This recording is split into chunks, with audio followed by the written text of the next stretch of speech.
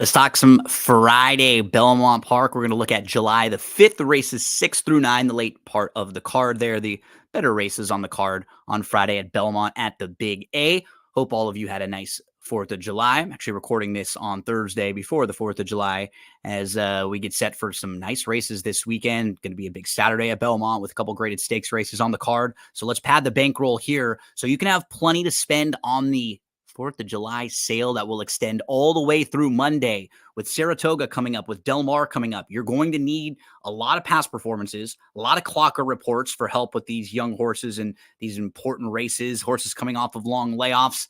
Shop.drf.com. Make sure to use the promo code there. Hopefully we can lead you in the right direction a few times here on Friday at Belmont at the Big A. Let's start in race number 6. Wish I could give you a bit more here. I think the 5's probably the horse to beat for Christophe Clement. You can see the Dam won on the turf. You can see that Sibling Carey was a 4-time turf winner, won first start on the grass. Get Spooled won career debut. So that shows us precocity, win early, and turf pedigree. The barn, very good with first-time starters. When you look at how well they've been doing recently, so you can play around with the database a little bit here, and you can go to first-time starters. So they've been at 20%, 86 for the last 437. That's over the last 5 years. And that's a $2.50 ROI. Now, the counterpoint to this, what concerns me a little bit is if you're just looking at the published works for Talia, you see one on June the 7th and then nothing till June the 28th. So that's a gap of a couple missing works for a horse who's going to take a good amount of money. That's not a positive sign. Slightly busy is super obvious with the solid string of turf works recently. And this is just a major connections play with Pletcher and Irad Ortiz and Rapoli. The 4 horse play would be the one that I thought semi-interesting. Maybe this is a horse who could outrun her odds. So her Dam won going long on the turf at Belmont against maiden claimers.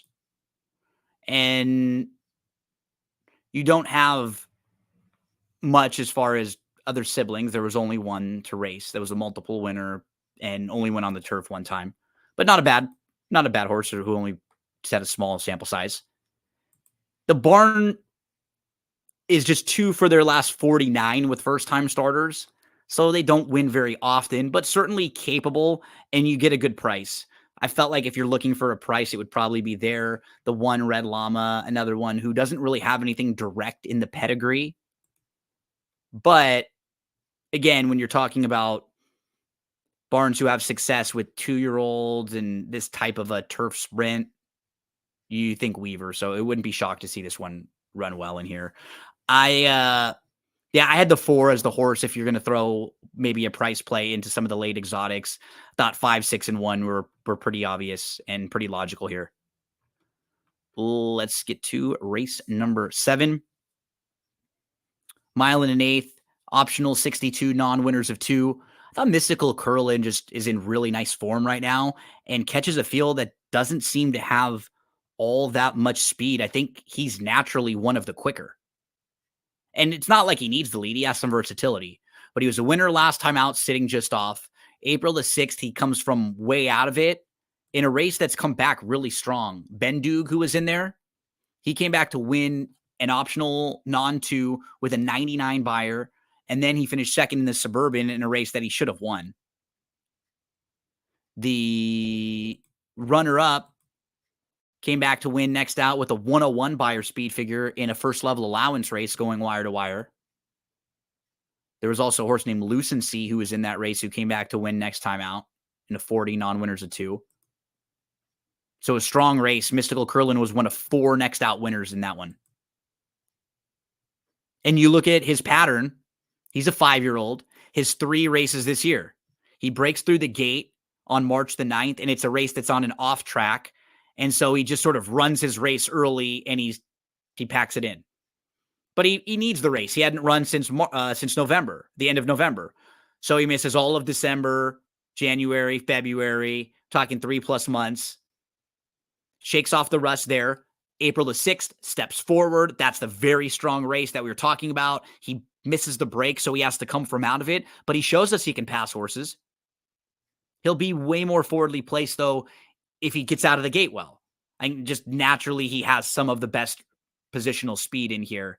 I like Mystical Curlin, the 1, Archie the Giza. I wouldn't be surprised to see him a little closer in here because that's just something that Pratt does. He has the inside draw. The races now that Kingsbarns were in, they're going to look a little bit better now that Kingsbarn just came back to win the Grade 1 Stephen Foster with the 100 Beyer speed figure. Archie the Giza. A couple starts back behind, not that race. That was when he beat Alexander Helios. I was going to point out the one behind Segua there, which was also a really live race with next out winners. We had 3, 4, 5, 6 next out winners this day. And a really sharp horse who knows how to win races. Won the Grade 3 Louisville. So that's some of the form lines for Archie the Giza. That's the 1. And then you've got the 4 and the 5, who to me are very logical. Power Seeker. I mean, I prefer Power Seeker. I stacked this race 2, 1, 4. Power Seeker was in front of Perform on May the 19th. Not much by a length. I think just has a little more upside. Power Seeker, Perform.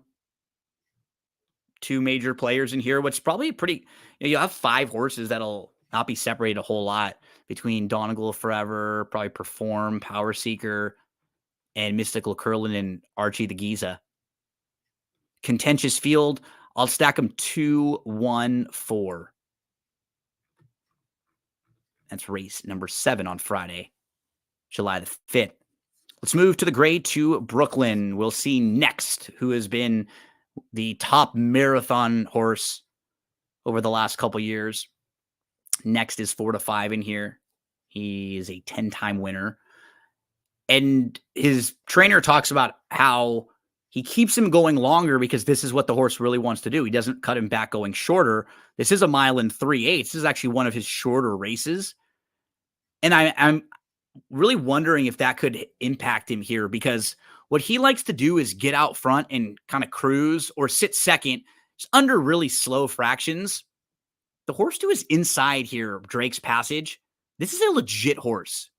He can go pretty quick. He can sit just off if he has to, but he's stretching out from 1 and 1.125 races.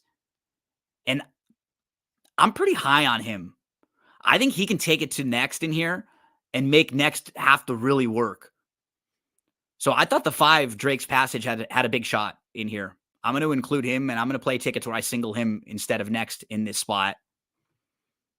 If you were looking for others outside of those 2, I've always been a fan of the 1, Lure Him In. Interesting that they give him a little more distance to work with here and see if that'll help.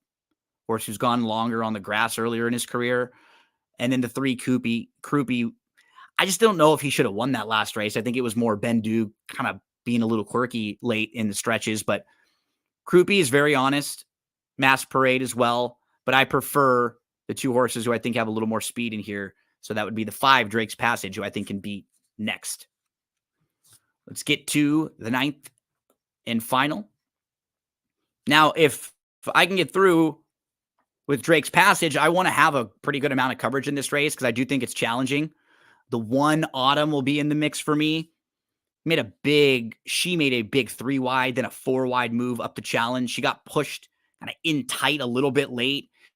The blinkers, just watching her, it felt like they could really help her focus, get a little straighter, keep her mind on racing in that last quarter mile. Definitely in the mix for me. A little bit naughty is for a barn who's so good off a long layoff. Look at the barn here, Danny Gargan, off of the plus 180 day layoff, which is something that most barns struggle with. 39%. 18 for the last 46. $2.85 ROI. Really good off of these extended layoffs. The 12, interesting price horse to me when you sort of go through this horse's pattern. Just completely eliminate the debut race. Play the horse off of those races in June of 2023 against Better. Then again, another incident where this horse just wasn't able to finish. So had a couple really unlucky races. I think we can probably do the same thing and eliminate that November race. Came back in June for a new barn, shake the rust off. Blinkers come on now. I'm just expecting a better effort. Pratt's jumping aboard. That's the 12, Lady Laubon. 6 is very logical. Summer Whirl off that third place effort. She's probably the horse to beat. She had a brutal start. She's 15 lengths out of it. She's looking for room at the top of the lane. She's a little green. She shifted in. Those 4 I mentioned are all super live. What's wrong with horses like the 4, Adelaide Addie? Her 2 races on the grass have not been bad at all. Island Fox is 8-1. She can improve making her first start on the turf. Her dam was a 5-time turf winner. Idazzle. She's bred for the turf. St. Chappelle. Runner up at the level back in November. Absolutely nothing wrong with that race. 3rd place finisher came out of it to win. 5th place finisher came out of it to win. So you start going through this field, it's pretty tough to eliminate a lot of these horses. Dance on Air for Chad Brown. This horse tries the grass for the first time, bred very well for it. Need a lot of coverage in this finale. The ones I'm the most interested in, the 1, the 6, the 12, definitely will be on all of the exotics for me. And probably the 2, a little bit naughty coming off the layoff there. And then however many else you can afford to use in a tough 9th race to end the Friday card on July the 5th over at Belmont at the Big A. Good luck to everybody on Friday. Make sure to take advantage of that 4th of July sale happening right now at shop.drf.com. You can save 15% on past performances, clocker reports, and a lot of your favorite DRF products. Use that promo code July424. Good luck Friday over at Belmont at the Big A.